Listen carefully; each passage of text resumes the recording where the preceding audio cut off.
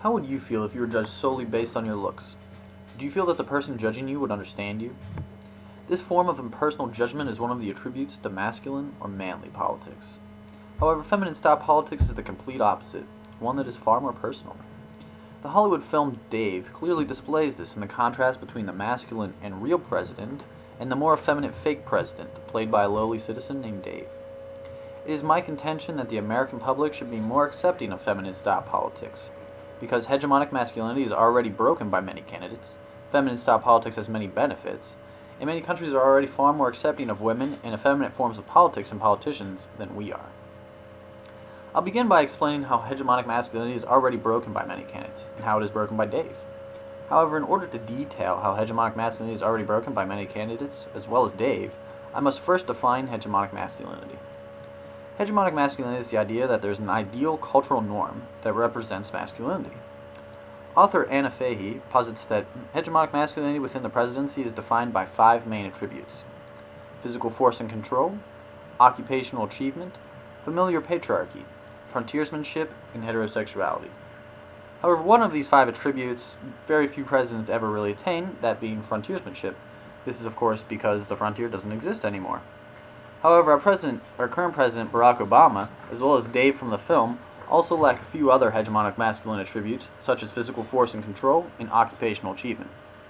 Sure, Barack Obama was a senator for a little bit, but before that he was just a community organizer, and Dave was just a simple temp employer.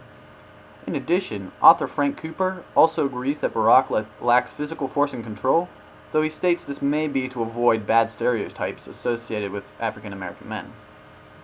However, Cooper also states that Barack Obama is the first unisex president, confirming even more that he lacks many qualities that have come to be associated with hegemonic masculinity. Dave also lacks physical force and control for much of the movie, as he is bossed around and even assaulted by the wife of the real president. In addition, Dave lacks another attribute, patriarchy, in that he does not have a family of his own. However, even if many candidates and Dave are missing qualities of hegemonic masculinity, it's not a bad thing. Feminine politics has many beneficial effects.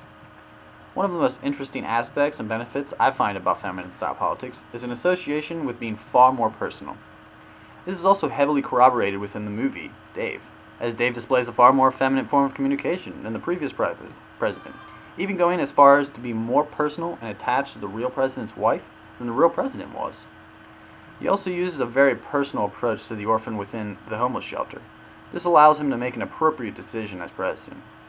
In addition, Perry Giles and Perry Giles state that the feminine style politics is more likely to form a personal connection with the candidate and the audience, which allows the audience to better understand the character of the candidate.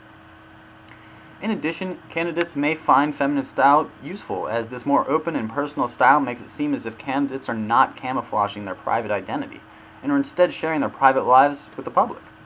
In addition, Perry Giles and Perry Giles note how many candidates already use feminine style politics.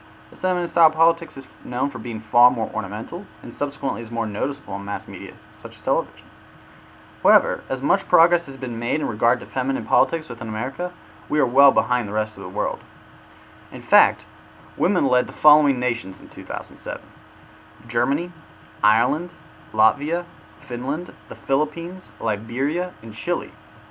For a country that's all about freedom, we, the United States, are pretty unequal with how we treat people in comparison with these sovereignties. According to Hungerford, the campaign of Hillary Clinton was an example of a possible shift occurring in politics towards taking women and effeminate styles of politics more seriously. However, Hungerford also details how there are still barriers to be broken down, and how the simple question of whether or not America is ready for a female president simply legitimizes the sexist views of America. These points all lead to the simple idea that as Americans, we should be more understanding and accepting of feminine style politics. Many candidates are already breaking hegemonic masculinity by using effeminate elements such as personalization and ornamentation to aid them in their campaigns. Feminine style politics also has notable benefits in that it makes politics more personal and understanding. In addition, the rest of the world is already far ahead of us and makes us as Americans look very sexist. In the short term, this could help us properly understand candidates and allow us to pick without seeing feminism or being more feminine as a weakness of the candidate.